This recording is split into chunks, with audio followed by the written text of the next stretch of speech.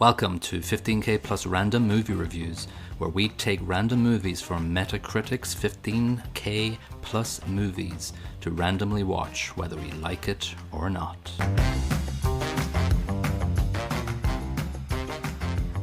Hello and welcome to episode 45 of 15K Plus Random Movie Reviews. This is Colin. And this is Niall. And this is random movie number 51 from our list of Oscar Best Picture winners. We did pick number 49, but that was The Godfather Part 2. So we decided in all our smart brain play that we would choose number 51 instead, because that's the original Godfather and it makes a lot of sense. Yeah, it's a damn good job we did too, because neither of us, well, I hadn't seen the first one before, and it would have been weird jumping into the second part without understanding the context of the second movie. Yeah, so I have flashes of memories of watching this movie, but I just and I remember the scene where Don Corleone dies, and I think I watched it when I was the oranges. Yeah, the oranges. I don't know. I think I watched it when I was a kid or a teenager, but I can't honestly say that I watched it. There's only one scene I remember from watching this as a kid. It's Sonny's death, the toll booth, and that really stuck with me as well. To be honest, can't really remember much of the rest of the movie. I have seen bits and pieces, but that one is something I remember from my youth. That's the one I don't remember. I didn't remember that at all. I was like, oh, I think I might have been ushered out of the room when that happened. It's like, oh, you can't see this, dear God. He certainly flopped around a lot with the amount of bullets he got in him. Yeah, and then they threw in a few kicks and shot him a bit more. Yeah, it was personal. Not business, as they kept on saying. No, not business at all. No, it's business. It's business. All right, so it does run for 2 hours and 55 minutes, but I didn't really feel that too much. And to be honest with you as well, when I was taking notes, I didn't really find that I was taking crazy, like I've got 2 pages of notes, but I didn't really feel like I had to take a note every second. The scenes lasted a long time. They did. It's almost like it's the inverse of the Roald Dahl short story we did recently, where it was impossible to keep up with the pace of the story. This is plodding along, really keeps you interested, but the story isn't coming out fast. It's the scene drags you along, and the cinematography drags you along, and the relationship building drags you along. But it's not fast paced at all. No, like I timed the wedding scene. The wedding scene at the start is 27 minutes, so it's like a big chunk. Wow. It's like setting the stage, who the characters are, what the family means, what power Don Corleone holds, the Godfather. It's for any starting scene in a movie, it's up there with the very best. Ordinarily, I'd say if a movie's wedding scene takes more than 15 minutes, the movie's going to be cack. Yeah. But this is epic. It's really good scene setter. And also I noticed when I was watching it, when you go into the office with the dawn, it's dark and dim, and then you go outside and you're kind of blinded by the party and the sunlight. And so obviously the cinematographer Gordon Willis, he's well known for his dim settings in movies, and I think I read in the 5,000 bits of trivia that's listed on IMDb, you just can't pick any of them. But the production studio was like, can you turn the lights on for some of these stage? And then they're going, nope. Nope. You get a flashlight. Use your phone. Yeah, no, it was great. I think he had the reputation for being like a Rembrandt. If you see a Rembrandt stage, yeah. It's quite dim, but then it's massive contrast with skin color. It's very good. Anyway, the budget for this was 6 million to 7.2 million. I think it started off with 3 or 4, and they were given a boost. Brought in 250 to 291 million, so that was amazing for the day. Oh, yeah. It's got a Metascore of 100 and a user score of 93. So you're dealing with some heavyweights. Them's big numbers. Oh, they're big numbers. Okay. The nutshell is as follows, if I can actually find the nutshell. Oh yeah, it's here.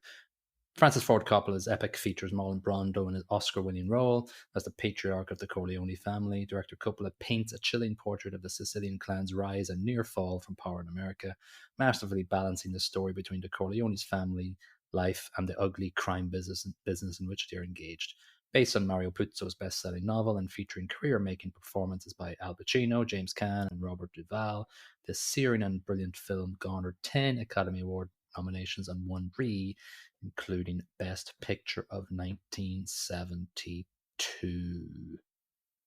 Yeah, absolutely deserve it.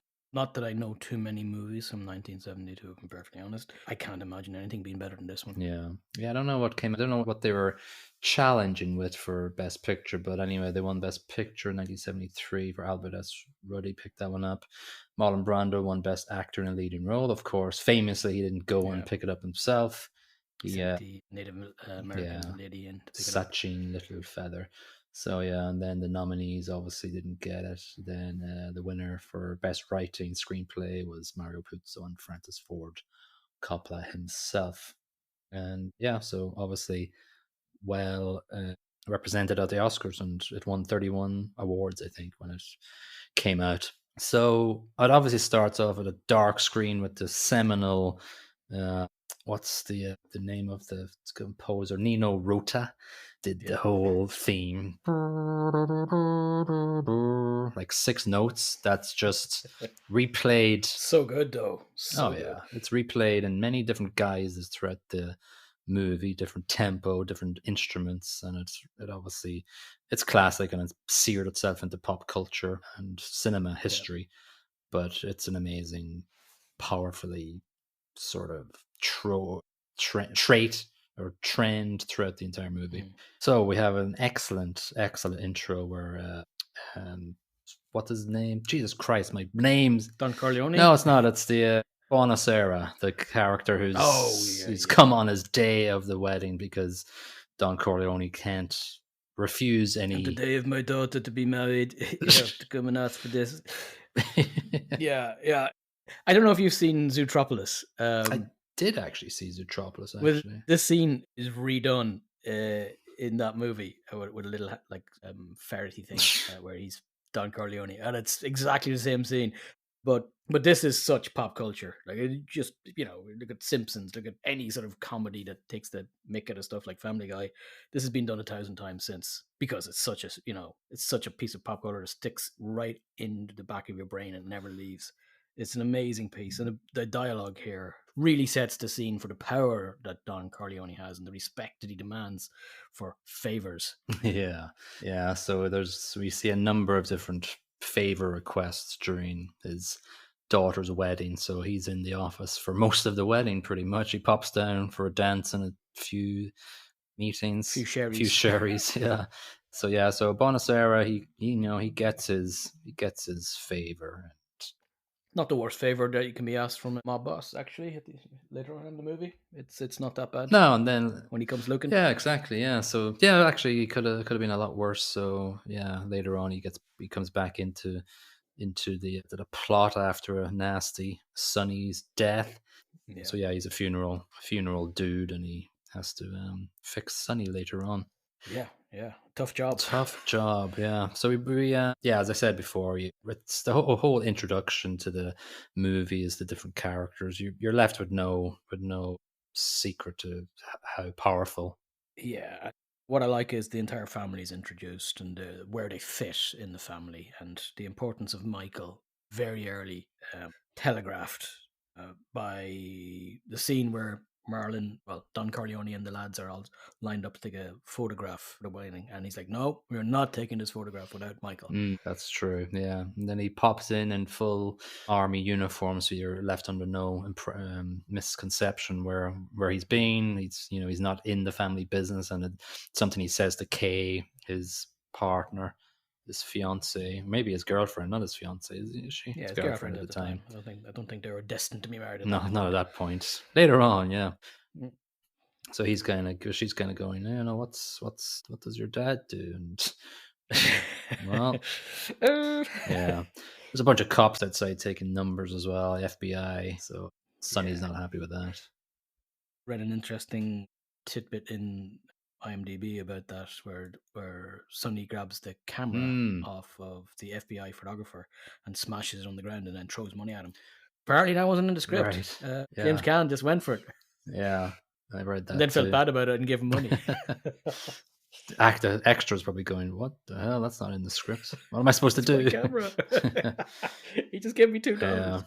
I love Luca Brasi Oh yeah, the way he's outside practicing his scared lines. Yeah, shitless that he's going to meet the Dawn in a few seconds and requests, or he's actually no, he's not even requesting anything. He's just happy to be offering his services, yeah. which was a mistake.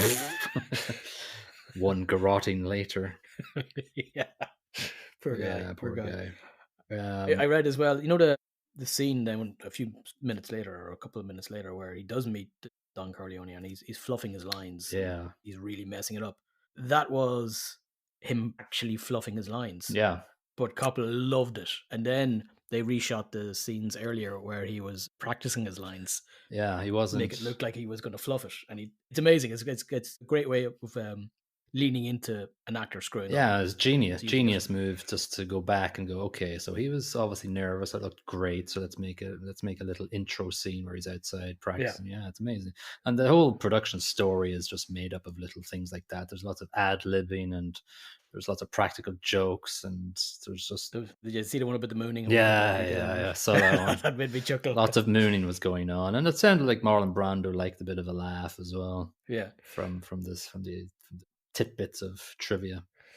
Even though he was a nightmare to work with, apparently. Well, it's the second movie in a row where we have an actor having to have scenes written on cue cards. Like, yeah, Marilyn. And in fairness, his for different reasons, because he was so hyper method that he didn't want the lines to be. It's kind of like Tropic Thunder. I don't know, script needs me. Kind of like that. He didn't want to have read the script before. He wanted to read it right there and then, so it was first time, fresh, new. I'm the character saying this stuff and not rehearsing it. Yeah, which is weird, but it really worked for him. Oh yeah, it came across very realistic and very just. Yeah, I was like, yeah, he's got he's got this prosthetic in his mouth that makes him look like a bulldog, as he wanted, and it certainly makes his pronunciation of things, it's historic, but it's also unique, and it's really, you either like it or you don't like it. I think it's amazing. I was thought like he really builds a character, and I know I really, this has just popped into my head now, but he acts with his hands a lot as the Dawn. He's got the little flicks away to the people, the little gentle flicks, waves of his hand. He's got the seminal scratching of his face in upward motion as well. That's then it's a very Italian thing to speak with your hands as well. Yeah, it's you gesticulate like crazy if you're Italian. Yeah. Johnny Fontane arrives. He's a singer that the Dawn made happen with in Hollywood or whatever. So he's arrived and everybody's swooning at him. He doesn't really come up until later on in the movie though, so he's sort of incidental character. He kind of bookends a little bit the movie, a little bit. He's a bit Frank Sinatra, which caused a bit of problem for the movie studio because Frank Sinatra did not like that. Yeah, at all, in fact, and his part was cut back massively. So apparently they filmed a bunch more scenes with him, but they were cut. Oh, really? Oh, yeah, I think I read that too. Frank Sinatra certainly had a lot of sway, didn't he? He did. He probably had to made some offers that could not be refused from some friends. Yeah, 3 times that was mentioned in the script. I took note. I counted. I made him an offer he couldn't refuse. Yeah, and it's it may be overused. No, it's not overused at all, but it describes perfectly what actually happened. Yeah, pretty much. You're dead if you don't follow my offer. Yeah. And then this, with the Frank Sinatra style character, the guy who was holding his contract that he wanted to get out of was offered 10 grand at the time to get out of the contract, which is a lot of money. But he said no. So then the Don turned up with a bunch of lads and some guns and said, this contract is null and void. How do you feel about that? Take 1,000. Yeah. So this was... that's, we got something. And this was great because this was told in Michael was telling Kay this. And so it was just a brilliant way of telling the story. And just because she's staring at him, he just goes, true story. It's a true story. Just in case you didn't realize. But that's not me. That's not me. That's what he says. That's not me. I'm not my family. If you want some red flags before you get married or something, that's the sort of story that should have you running. And if it doesn't, you can't complain later. I'm sorry. Yeah, exactly. So we're really, this wedding scene is full of intricate plots. We know the end of Johnny Fontane. We know the story of Johnny Fontane. We know that Michael and Kay are together, and she's getting to learn about who he is. We've got Sonny slipping away with one of the bridesmaids, who's married, of course. We've got senator and judges passing their regards. He's got them on the payroll. Yeah, Luca Brasi has done that. So then Johnny Fontaine comes in and tells about the woes of Volts not giving him a movie part. Yeah, so this scene is great because Johnny Fontaine's been very downtrodden. I don't know what I'm going to do. He's like, act like a man. Slap. Yeah. Apparently the slap was improvised as well, so Johnny wasn't expecting Yeah, it. good. That's the best kind of slap. Yeah, but it works so well, and because of course you whine like this to Don Corleone, he's not going to be impressed. No. Now, as as his godson, he still says, "Okay, I'll make him an offer he can't refuse," and he has to sod off and take it because he's going to get his part in the movie. Yeah, so he's going to send lawyer Tom down, Robert Duvall. He's going to send him down to California. So that's the end of the wedding scene, pretty much. It's 27 minutes. I counted. It's a massive setup for the entire movie. Tom goes down to California. What happens there? So he drops in on the set, and he's asking some fixers about, I need to have a word with your boss. Basically, you need to recast your main guy in this movie, otherwise it'll be some trouble. He's kicked out effectively. He said, we don't particularly care what your opinion is, until one of the guys checks his backstory and figures out who he actually works for. And of course, he's invited straight back because Don Corleone's a scary dude. Yeah. But unfortunately, Volts, what's the name? Was it Volts? Yeah. Volts has very high opinion of his own ability to protect himself from mafiosa style people. Maybe a little bit too much. And this leads to one of the other massive scenes, much reused since, with the old horsey in the bed. Nay. Nay. Not all the horsey, obviously. No, it's a great scene. It is a great scene. And the reveal of it, where he's lying in bed and he just wakes up and he's just looking at his hand and his blood, and he's like, what the hell? Yeah. He slowly peels back the bed sheets, and there's a horse's head staring at him.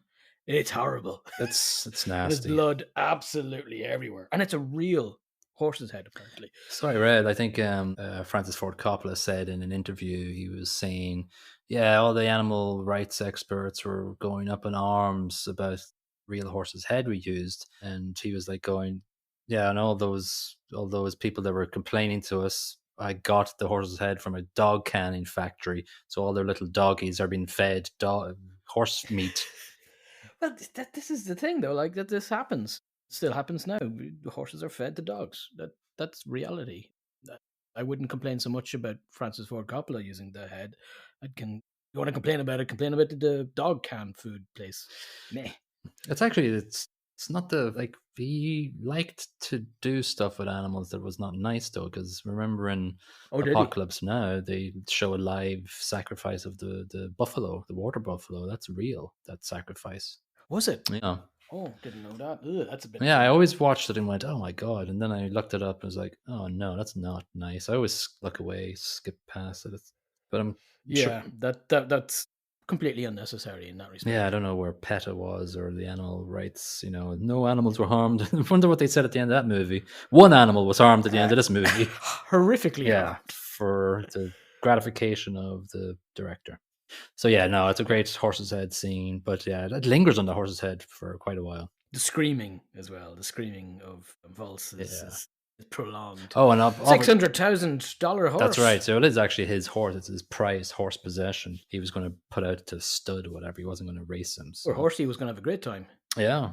So yeah, and he also described actually just a little bit that I'm never going to use Fontaine because he took my prodigy, he ruined her. So I love the way that Tom just leaves going, okay, I must go because Mr. Corleone likes to hear bad news immediately. That was very nice. No real reaction from Tom. Tom kind of half expected it, I guess. He knew it was going to be sorted. Yeah. It's like, it's your bed, baby. Yeah. You lay in it. I love the way it goes from the horse's head, it slowly fades into the Don's face, into the next scene. It's just beautifully just staring there, and they're talking about the next character that's going to be a pivotal part in the plot was Salazzo and his drugs. So it's like, yeah. So it's Don's not that fond of the concept. Thinks it's a bit, what's it say, a little dangerous, which is funny considering the business they're in. yeah, true. He's like, no, this is going to ruin us. It's going to ruin it. And he says it at the end at the mafia heads table as well. Drugs are going to ruin us. Yeah, I think the main reason that not so much that he was concerned about people using drugs. I think it was more about the what it would do to their influence with people like judges and coppers. The people that they have in the back pocket. If they then move into narcotics, as they called it, would it destroy their influence? And that was one of the biggest powers that the Corleone family had. Yeah. So he's not into it, but then obviously Sonny is like, oh, you never know. Yeah, it's kind of the future, Dad. A lot of money, little investment, loads of cash. No, and he's like, hey, Sonny, stay back. The hell, don't talk out of turn. Don't talk about the family with outside people or whatever. Yeah, never express your opinion about the family in front of outsiders. Yeah, nice one. So what happens then? Yeah, this is where they. he wants. Sorry, go ahead.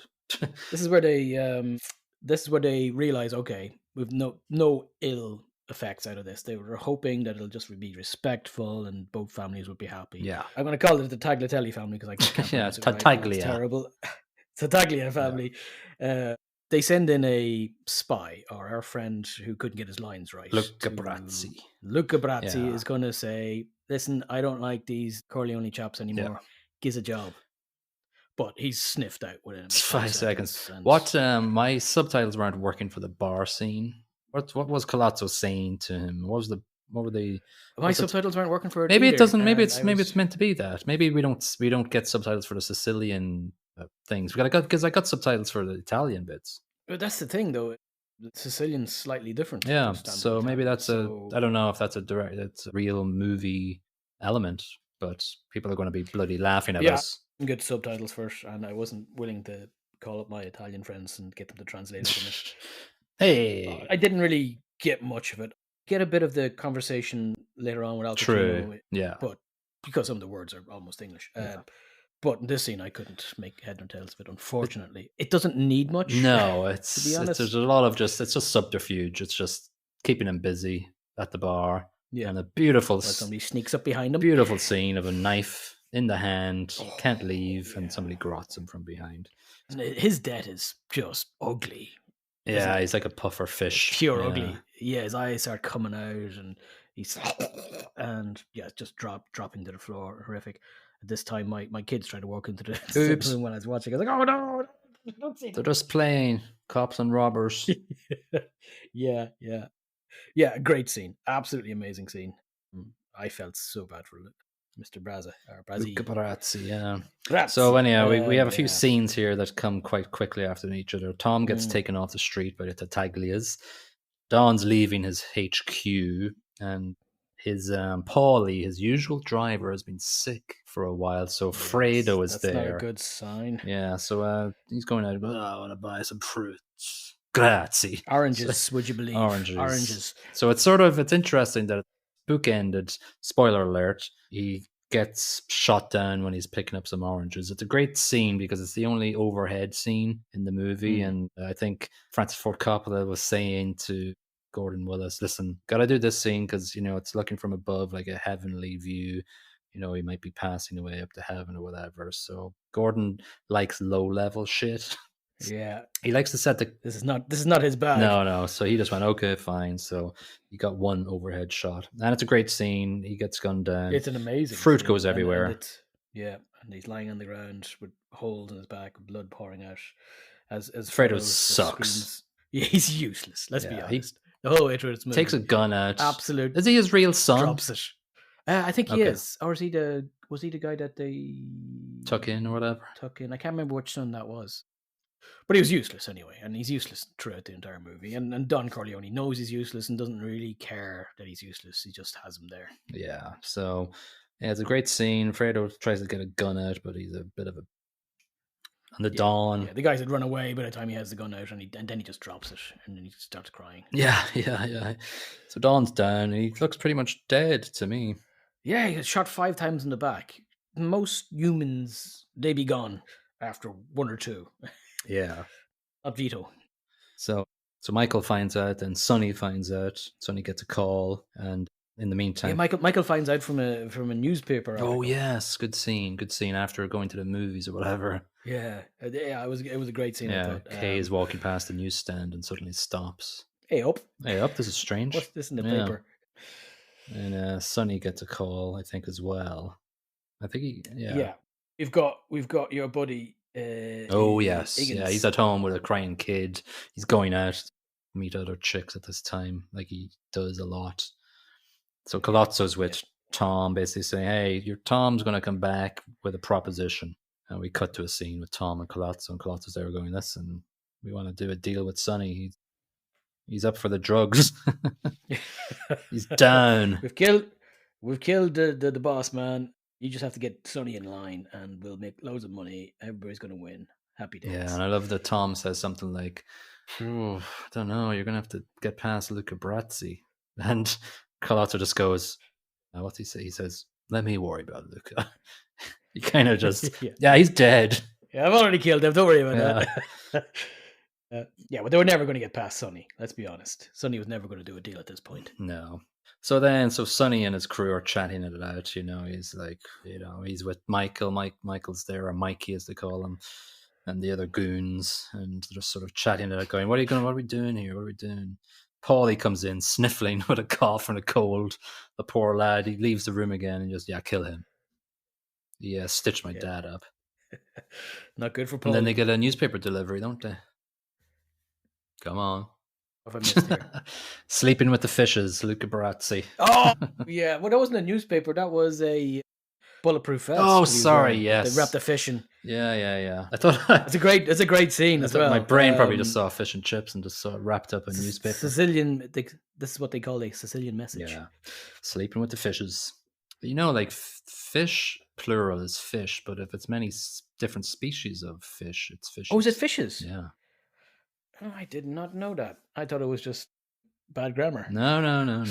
Sicilians have got it. They know their fishes. I'm sure they do. Yeah. So, I love this scene because this was ad libbed. So they take Paulie for a spin. A road trip, and just say, just stop in the middle of this cornfield road in the middle of nowhere. I need to go for a wee. Yeah, and so then he gets just shot in the back of the head, and they're no faffing around. Yeah, really. So so what's that guy's name? His name is whatever, it doesn't matter. The chubby character goon. Oh god damn, Castellano or something. Yeah. He's an important character in the movie as well. God, we're terrible. God damn it. Yeah, Clemenza, beautiful, yeah. Because he was like, he's up at the end going, "Oh, is he the traitor?" Anyway, he ad-libbed the line, and I thought it was very funny. He was like, pick up the gun and the console. Yeah, leave the gun, take the cannoli. The cannoli, sorry, yes. That was very good. You're damn right. Well, his wife did ask. True. No, you don't want to get in trouble there. The missus.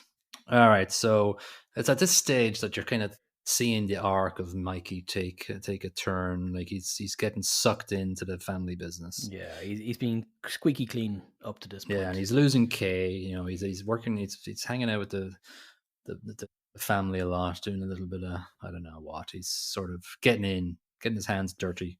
And so they just try to kill his dad, so he's a bit invested now and assisting where he can. Yeah, so there's another epic scene where he goes to the hospital and there's nobody on duty. This is a great scene.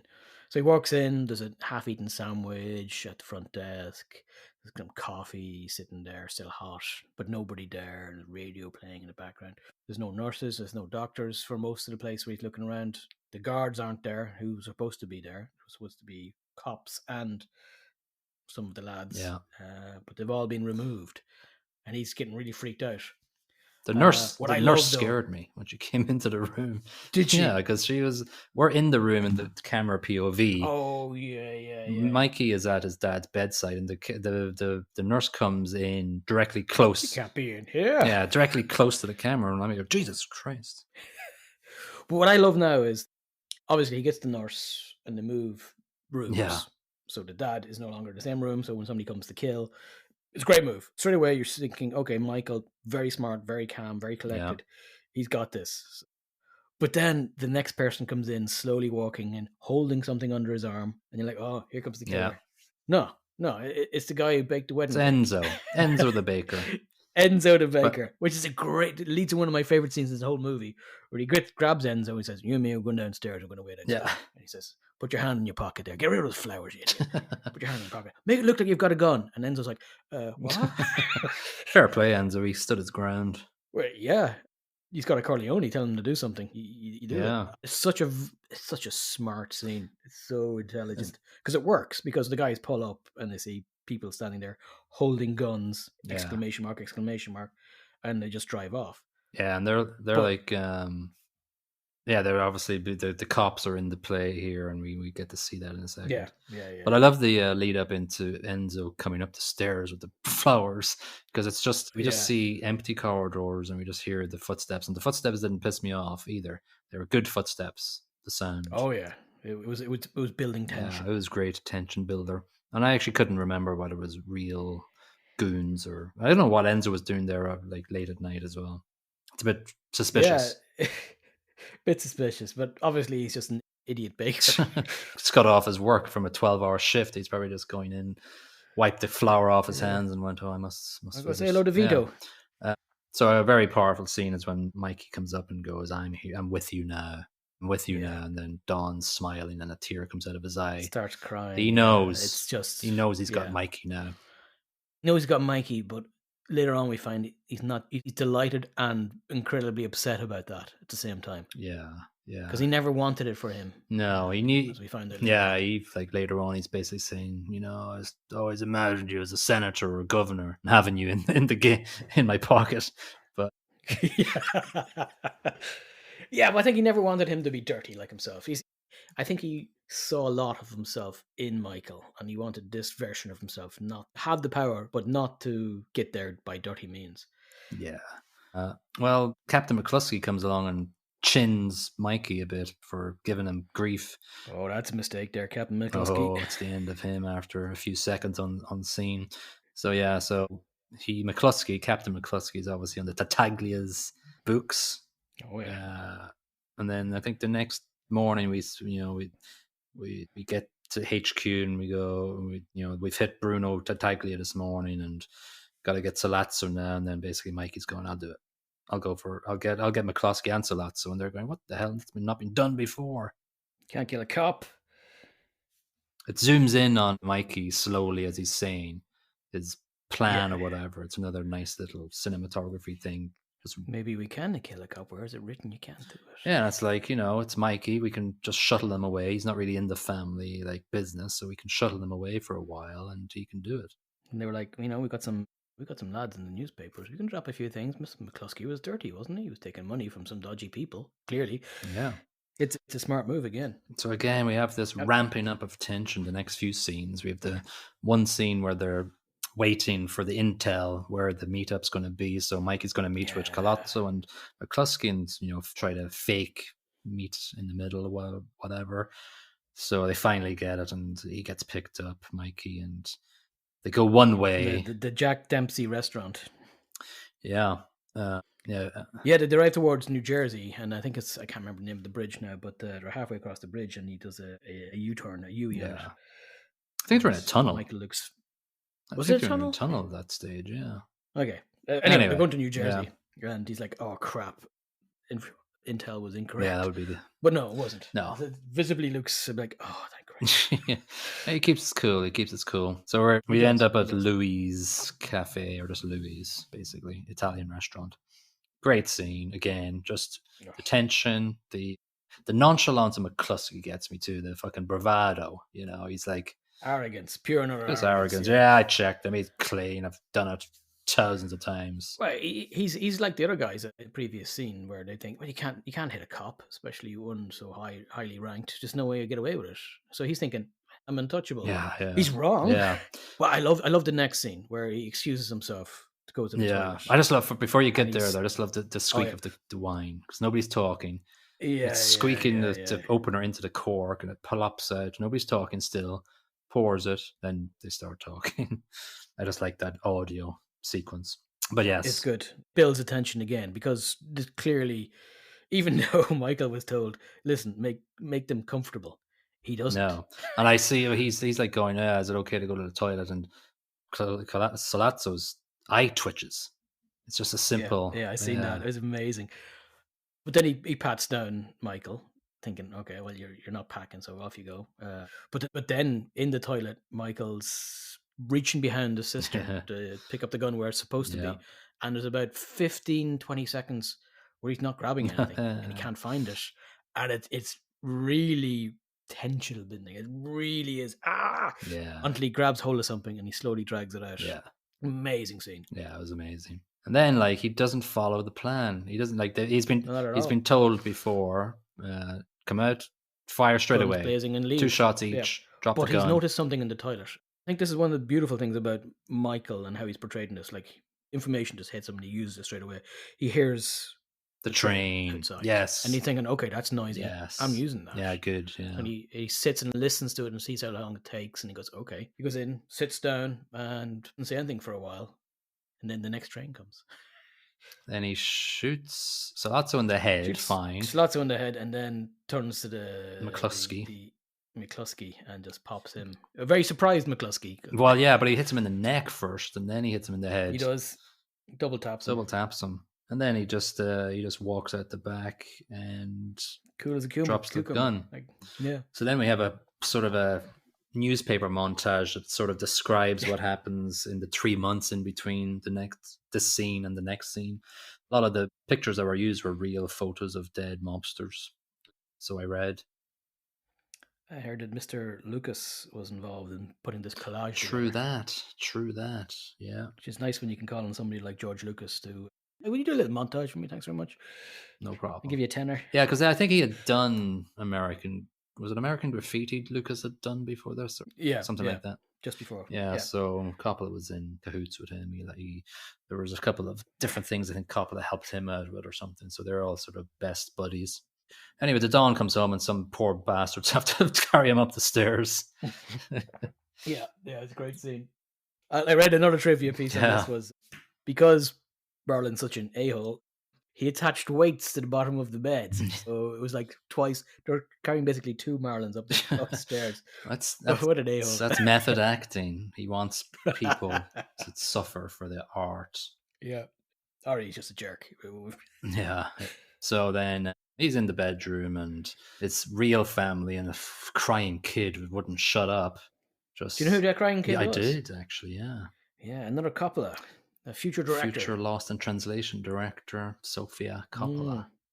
Yeah, it's a family affair in more ways than one. Oh, yeah.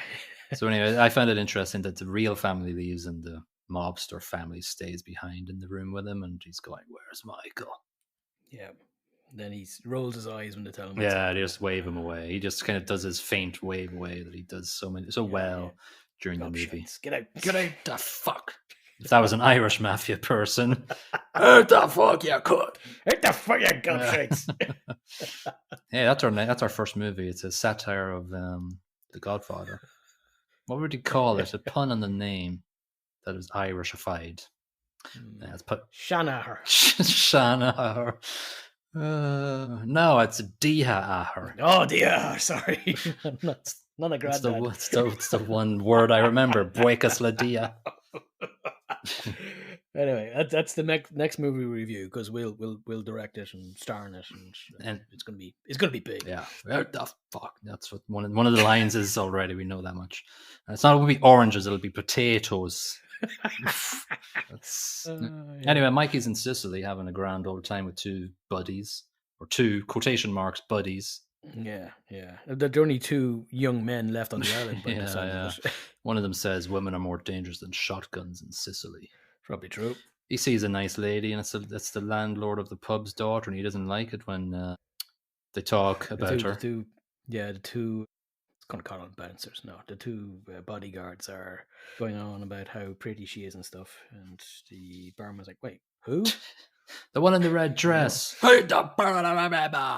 Get the fuck. Get the fuck.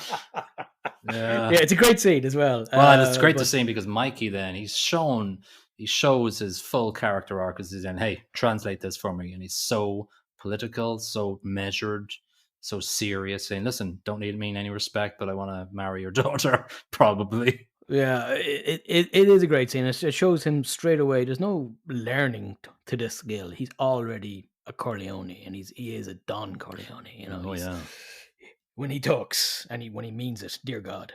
Yeah, he's made for it, and I think he realizes it too, that he's done the hit back then, and he's over here. He's biding his time, and it's he knows how to handle stuff. So yeah, he sort of has to woo Apollonia with her family walking 5 feet behind every time they go for a walk. Yeah, it's an interesting scene. I like the way she doesn't really get much choice in the whole thing. But then when you think about it, other than his 2 bodyguards, there's no men on the island, so he's probably a catch. Yeah. And he's ridiculously loaded. She's got a lot of power. She's like, she kind of just goes along with it. I guess it's the sort of way it probably is done anyway. Sort of arranged marriage on Sicily was probably the thing to do back then. Yeah. Anyway, we head back to America, and Sonny's acting up with a couple of other chicks again, but his sister is hit. He sees her with the brother-in-law. Yeah, and it's a big mistake from Carlo. Yeah, so he heads out to the street and beats the hell out of him with a trash bin lid. It's another fantastic scene. And I was watching, going, yeah, hit him some more. Yeah, Carlo, right? Yeah, he has it coming. Carlo, yeah, deserves it. Hit him some more. Chuck him into that fire hydrant. Kick him in the face. Couple of sly digs, and then you're done. Yeah, those trash cans reminded me of Oscar the Grouch. I don't remember seeing that exact scene in Sesame Street. You don't see that one when he beat up Bert and Ernie? Well, what he did to Big Bird was just, garroted him with an onion net. Stuck a knife in his hand on the bar. That's our second movie, Muppets Mafia. Muppets Godfather, yeah. All right, so what else happens? So, I think we'll go back to Sicily then. Oh yeah, Mikey's married in Sicily straight away. Like it's very quickly. It's like 15 minutes. He's still got a black eye, is what I noticed in the scene. So it's only been a couple of weeks, like a few weeks. No, it's been 3 months.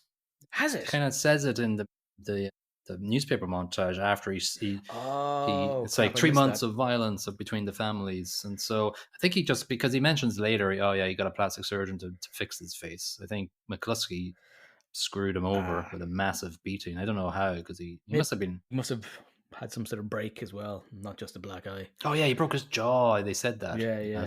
Missed that. But yeah, I was thinking, how is he getting married and he's still got a black eye? Yeah, so he's married back then. Kay arrives out of nowhere back home with a letter from Mikey. Awkward. So Tom's like going, yeah, he's not going to be coming back.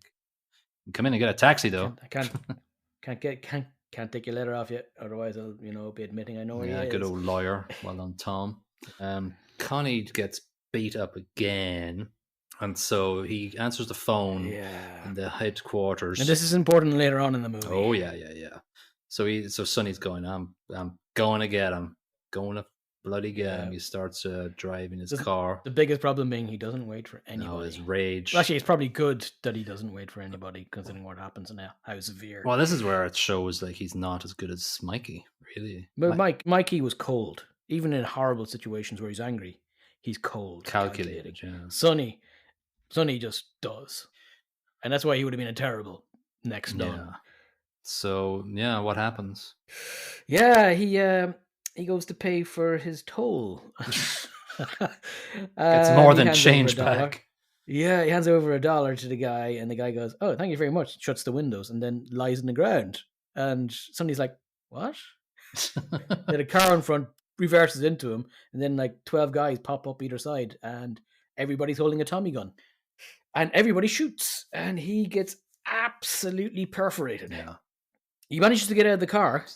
Funnily enough, it was like a scene in Naked Gun where O.J. Simpson in the boat gets shot to pieces and then starts putting his hand in wet paint, and he's very much like that. Yeah, it's or again, going back to Tropic Thunder, where he gets shot 50 times in the back. Oh, yeah. Yeah, it's... maybe a little bit overdone, but still, it's a harsh way to kill somebody. Like, 4 or 5 shots probably do the job. I think maybe after they've seen how many shots it took to kill the dad, or failed to kill the dad, True. you're like, oh, maybe a few hundred will do it. They this learned time. their lesson. These Corleones, a little bit tough-skinned. Yeah. So anyway, Sonny is toast. He is all kinds of He's dead. dead. Every type of dead, he is that. Yeah. Tom, we obviously see after that Tom's having a little stiff drink before he goes and tells the Don, and the Don comes in shuffling in. You can see that he's weakened and he's frail. Yeah, he was shot 5 times in the back. Yeah, he's a bit screwed. So anyway, Tom tells him, and he sort of has a gasp. He does this sort of gasp, and it's just amazing. The gasp, probably the best gasp I've ever heard in cinema history. But then similarities between him and Michael really shine here again, because instead of freaking out, you can see in his face that he is in a whole heap of pain. But then he says, "Okay, it's time to call a truce. You need to call the 5 heads of the families together." Yeah, no retaliation business. No, he's very pragmatic straight off the bat, even after losing his son. It wasn't even Fredo. No, sunny delight, not anymore. So anyway, we see the first face we see in the entire movie comes back. Bonacera, he owns the funeral parlor, and Don comes in, and Sonny's lying on the slab, or he brings Sonny on the gurney in and goes, "Hey, want that favor now?" Bonacera was going, "Yes, anything Don, anything Godfather." And he's like, "Thank God, this is the favor you're asking." Yeah, this is my job, actually. Yeah. I get paid for this now. Yeah. This is fine. Yeah. I can do this. But we have that famous line: "Look how they massacred my boy." Yeah. And there's darkness around him, and he's just in a spotlight, and we're looking kind of up at him and that, and it's just a powerful scene. Again, like, Brando does a great job of just pure and utter pain on his face. Yeah. I think it's helped by the lighting, like, very much. Oh, so. Yeah. Cinematographer the contrast, knew what he was doing. Yeah. I loved Mikey's face when he was told about it, because it just turns to stone, kind of. Oh, it's brilliant. It's absolutely perfect, because there is no real reaction other than he starts calculating straight away. Yeah. So he's basically going to one of his bodyguard friends, "Get my car ready, yo. Wife is staying here. I'm going in to do something, whatever." He comes back out. Wife's in the car already, and the other bodyguard chap is going, "I'm just going to leave now." Runs around the corner with a cloud of dust behind him. He runs so fast. Yeah. Michael shouts at him. He turns back and goes, and keeps legging. And then Michael's like, "Don't start the car." No. Boom skis. Yeah. Wife goes boom. It was meant for Mikey. He only knows her a few weeks anyway. So yeah. Yeah, pretty much. Yeah. And the good thing is he can go home now and get back with Diane Keaton. Yeah. Show up out of nowhere after 4 months or so. All right. No, 60 months. 60 months. Yeah. He gets back and he's like, "Hello." Get in my car. Remember me? She just gets in the car. Yeah, that's it. Yeah, at this point, she's no one to blame. Yeah. Anyway, sorry, that's jumping ahead a little bit, but at least we can skip over it. So we have the heads of the mafia meeting, which is kind of cool. We've got Don Barzini, at the head of the table. And we got the Taglia across from the Don, and they're going, "Oh, you didn't share the judges or the governors when you were here, you know?" And Don's going, he's still on it. So still on the whole point about don't trust drugs or don't trust narcotics. Then they're going, "Listen, they're fine," and he's going, "Okay."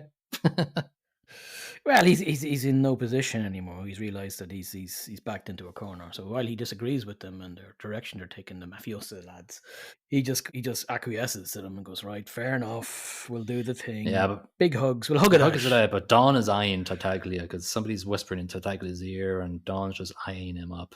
He eyes him up, and he knows. And then he goes, "On the souls of my grandchildren, peace. We'll have peace." So Tartaglia and him hug it out, as you say. Then but just before that, it's kind of important to mention that he said, "There's one piece that I insist on. Anything at all happens to my son Michael, and I mean anything. If he has a heart attack, he crashes his car, he falls out a window, I'm going to kill you all." Yes. Yeah. But then they hug it out. Yeah. Then he's in the car home. Then he just basically goes, "Yeah, it was Bronzini all along." Yeah. Tartaglia is a pimp. Seen it in his face. Yeah, Tartaglia is a pimp. Yeah. Yeah, so Mikey's been back. A year. Yeah, And yeah, Kay, he comes up and meets Kay, and he says to her quite interestingly, 5 years are going to be legitimate. It's like, yeah, right.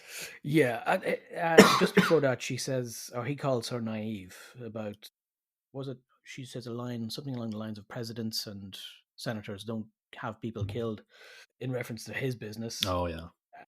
He says, you're being very naive. And then he says, in 5 years, we'll be legit. Yeah. And I'm thinking, who's naive? He's just playing it up. Yeah. He's kind of like, he's basically then going, he just plays the romance card saying, Kay, I need you, Kay, I love you. And then she just gets in the car. Yeah. Yeah. I felt. I think at this point, everything he does is calculated. Yeah. Even the lines he uses to get her into the car, completely calculated. No, I did feel like I didn't feel this for the rest of the movie, but I felt in that whole scene he was a bit wooden. Like the Kay, I need you, Kay, I love you was kind of wooden for him. And Paramount Studios were showing some early footage of his, and they hated Al Pacino. They didn't want him at all. Really? Yeah, didn't want him at all. Oh. I thought he was great in the rest of the movie. I just thought it was a bit dodgy here. Yeah, wasn't the most romantic of scenes, let's be honest. No. But I can forgive one poor scene in a 3-hour movie. Oh yeah. No, it just stood out because he is so good in the rest of the movie. Anyway, we get into sort of scene where basically, the Dawn is, we're back in H quarters, back in the villa of the Dawn, and he's sort of easing out of the role, and Michael's going to be there, and everybody's questioning things, and Dawn is just, you be a friend to Michael. He's in charge. So it's like, Michael then basically goes, Tom, you're out.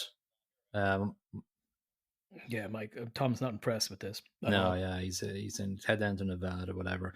So anyway, Mikey goes to Nevada to sort out Mo Green because he wants his casino. Mo Green, so this is where, you silly boy. So this is where Fredo is. Fredo's hanging out down here he's having the time of his life. He's all bronzed up and tanned and everything. Dressed like an idiot.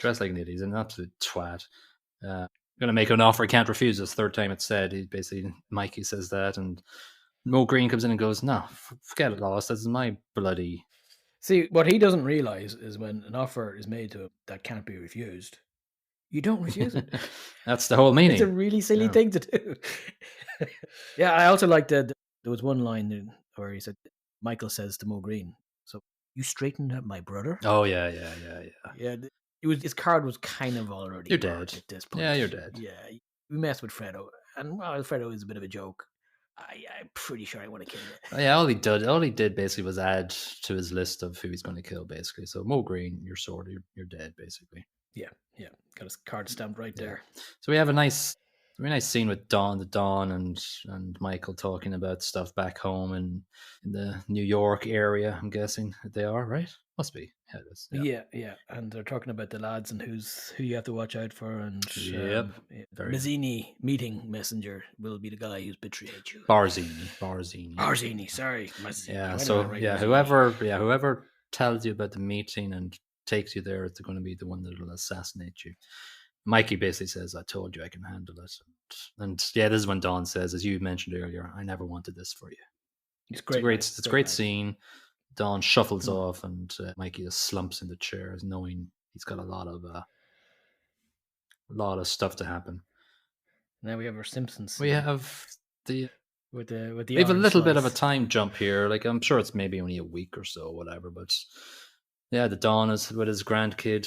He's playing in the tomatoes, and he does a great scene where he cuts the tomato peel and puts it in his mouth and pretends to be a monster and starts chasing. Makes his grandkids cry by mistake. He's like, oh, yeah. And then I'm guessing that was ad hoc too, and the kid was really scared. Yeah, it really works though. It really does. Yeah, that's great. It makes it feel really. Yeah, because I never cut the thing to have teeth in them. I just put them in straight. When you did the orange rinds in your mouth. Yeah. And I never flipped them around to make them look like teeth. It's a genius move. It's genius. So when poor Dawn has a heart attack when he's playing with his grandkid. But in fairness, he died doing something with his grandkids, which is a nice way to go for a mobster. Yeah. You expect to have your head ripped off or wake up in bed with a horse or something. Yeah, sleep with the fishes. It's not a bad death at all. Yeah. Yeah, no, it was good. It was good. Well, as ways to die as a mobster, it's a good one. It's a well shot scene. There's lots of like Finn tumbling around, hitting the tomato vines and everything. It's really good. It's kids laughing at him as he's struggling. Kids laughing at him, then the kid walks away, hopefully to get help or whatever. But the kid is like thinking, oh, he's just playing granddad, whatever. Yeah. Anyway, we have the graveyard scene of Don's funeral next, and it's tension filled. Mikey is pretty much just staring at people to get who the hell is going to get him. He's not really in the scene mentally. He's pretty much scoping out who's going to get him. Oh yeah, he's still calculating. Yeah. Everybody else is crying or whatever. He's there calculating, who is it I need to have whacked, or who's going to try to whack me. And he finds out pretty quickly because Tessio, one of the guys that's been hanging around all movie, one of the old confidants of the Dawn, comes over and goes, "Yo, Barzini wants to meet." Okay. Cool, set it up. I'll meet. I'm going to meet after but then he basically goes to Tom. I'm going to meet after the baptism. So the ending montage is one of the best montages you'll see in cinema. Amazing, with the organ music playing as he's they're saying, well, as the priest is saying Latin or speaking Latin over the kid's head and mucking about, and then the organ music starts getting louder and louder, and setting the scene with various people setting up in different locations, like putting a gun together or hiding in a hallway, and just it all comes together at the same time as a bunch of people get whacked. Yeah, we see everybody that is on the list. Yeah, they all go at the same time. I'm assuming it's meant that they all go at roughly the same time as he's. Yeah, he's alibied. Yeah, he's an alibi. Yeah. Mo Green gets shot in the eyeball. Yeah, don't feel bad for him. Don't feel bad for any of them, to be honest. Yeah, it was good. It's such a great scene. Such a great scene. All 5 heads decapitated from their families. Barzini gets done on the steps of looks like a courthouse or something. Oh yeah, but a guy dressed as a cop. Yeah, that was a good one. What I like is everybody that's shot, they're shot multiple times and they make damn sure they're dead. Yeah. Anyway, next scene, Tessio gets surrounded, and one of the kind of most sort of poignant lines is said. He basically says, "Can you let me off the hook for old time's sake?" For old time's sake. Tom says, sorry, mate. Not today. So he's so resigned. He just stoops into the car and he knows he's going to get whacked. But then he says, just tell Michael, it wasn't personal. Yeah. Which is it's a nice thing. He knows he's dead and he knows he had it coming. Yeah. And so we're wrapping up every loose end here. Carlo is... Carlo, buddy. Carlo, booby. Booby. Yeah, this is... Yeah, he thinks he's getting away with it. But again, it's Mikey's masterful manipulation of him. He's like... He wants a little bit more information out of who set you up. Sit down. Get him I love when he just says, get him a drink. Just like, I'm caring for this guy. And he's like going, you gotta, just level with me. Here's a ticket. We're going to send you off to Las Vegas. Who was it? Barzini approached me. All right, mate. Here's your ticket. Away you go. Off you go. Into the car. That's not Vegas. It's the last garroting. An excellent, one of the most vicious garroting I've seen, where he kicks out the front, and they have to drive then with the foot hanging out the front windscreen, basically. Yeah, well, again, Carlo, it's too good for you, nearly. You don't repeatedly beat up the daughter of a mafia boss and expect it to be grand. No. And you don't have Sonny whacked, which is effectively what he did. Yeah. He set him up. He purposefully got Connie to beat him up, or to go nuts, and then he beat her up, and then that led to Sonny leaving the house. Perfectly planned by the Tartaglias. And a future whacking that Carlo didn't realize was coming, because he assumed that they wouldn't cop it. Yeah. But so we're wrapping up in Michael's no idiot. Mikey's last scene. Then the wife scene. Connie isn't happy that her husband's dead, even though he beat her to crap a couple of times. He sort of hugs her, placates her. That's the way it is. Yep. Bye-bye now. So but then Diane Keating comes in. Kate. Yeah. Is it true? And he says, "Don't ask about my business, Kate." Is it true? Then he says, "You can ask me one question and I'll answer it honestly, this one time. Is it true?" No, you big fool. You know what it reminded me of? It reminded me of the last scene of The Last of Us in season 1, where he lies to the back of the car. What did she ask him? Something about, did you do anything bad? Did you do anything bad on the way out? Nope. Nope. Nobody died. I didn't kill 50 people. Let's keep driving. Yeah, that's good. So, end scene of the movie finally is excellently shot, because it's from the... Oh, it's beautiful. The door slowly closes, looking in from the wife's point of view. Hand being kissed. He's the Don. Don Corleone. is the last And words of the sentence. circle is complete. Yeah, shut the door. The door is shut. Such a great yeah, movie. Shut. Such a great movie. That bit. That just yes. The door is shut, and it's sort of a symbol, okay, you're in the family, but you're not in the family. Yeah, and she's fooling herself. Like, she let herself. She knows that he had Sonny killed. She absolutely knows it. She wants to be lied to, though. That's my take on it, anyway. Yeah, it's yeah, I don't know. She really just believed him when he said no, though. She's like, okay, Yeah, well, but she wanted to believe him. She didn't question it. She just went, okay, yeah, fair enough. But she knows he's a murderer by trade, so sort of goes, it goes back to the first scene of the wedding where he goes, I'm not in the family business. I'm not like them. Then the end scene, he is, and he is like them, and she should know yeah. it. And I think she chooses to ignore it or pretend not to know it. well, that's what the Don's wife did. We don't see her in the entire movie, basically. She just plays the spouse. Yeah. Anything else that we have forgotten? I can't think of anything at the moment. There's a bunch you can say about it trivia wise, but we could be here all day. Yeah, we could pretty much have an entire episode just listing out the trivia in IMDb, because it's like, I don't know, there's like maybe 200 pieces of trivia, and it's all very interesting. And maybe for our 100th episode, we'll have 50. Spend 4 hours talking about The Godfather. Yeah, it's interesting because if you went through all of them, you could actually then use that to talk about the movie, Yeah, well, absolutely. I'm struggling about the ratings here. I'm just, before I mention, maybe you just say what you're doing for the plot. Plot, I put down, I was struggling as well. I started off with a 4.5, but I don't think it's 4.5. I think it's 4. That's what I put down. I'm going to stick with that then. Yeah. It's good. I put down 4.5 originally because I only watched this earlier today. When I sat down and I thought about it again, I went, no, that's too much. Like, it's a good plot. It's a damn good plot, but it's not that complex. Let's be honest. No, it's gangster. Gangster. Yeah, but it's really good. Yeah. 4 out of 5 is damn good. Yes. But I find it hard to justify the 4.5. Yeah, and it's going to be up there probably rating wise in a top 10 movie, but it's just something that I just haven't looked at for a long time and not really has been in my radar. So that's fine if it seeps into my top 10 movies. I'm okay with that because it's a damn good movie, as you say. Yeah. I'm just thinking about the acting. Obviously, Jesus, like Marlon Brando is great. Yes. James Caan, bang on. Al Pacino, fantastic. Yeah. I did, and then a lot of the rest of them are sort of, there's a lot of extras that are goons, and I think they were actually goons in real life, and they come across quite well because of that. Robert Duvall, sorry, I forgot about him. Yeah, he's great in this as well as Tom's great. Tom's a lawyer. He comes across lawyer like and sort of balanced, calm, good.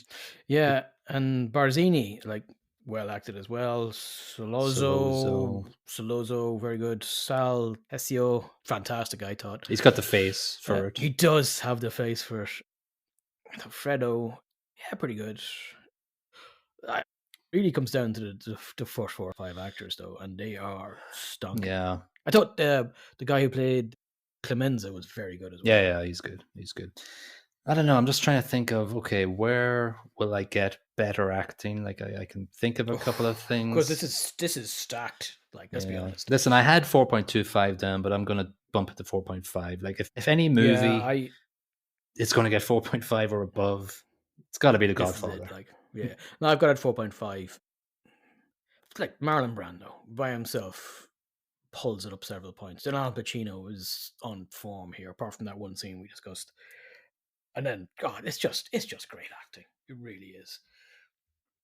Yeah, 4.5. I couldn't go lower. I couldn't justify going lower. And I was just changing there my soundtrack score. I had it at 4, but I just put it up to 4.25 because it's 6 notes and it's emblazoned into everybody's minds. It's like Jaws. It's like Jaws theme tune.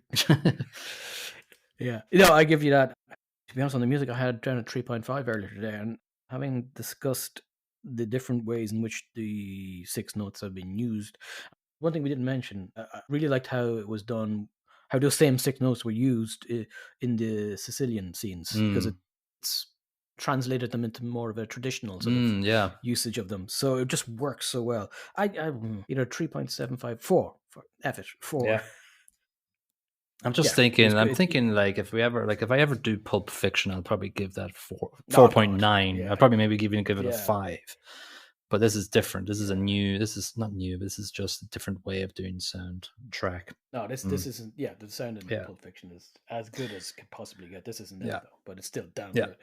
All right, production I gave 4.5 because of the cinematography, the scenery, the just basically the way they went about telling the story. I think it was excellent. I think cinematography in the Rembrandt-esque sort of darkness with contrasting the faces and well lit scenes. It gives that entire. It's beautiful.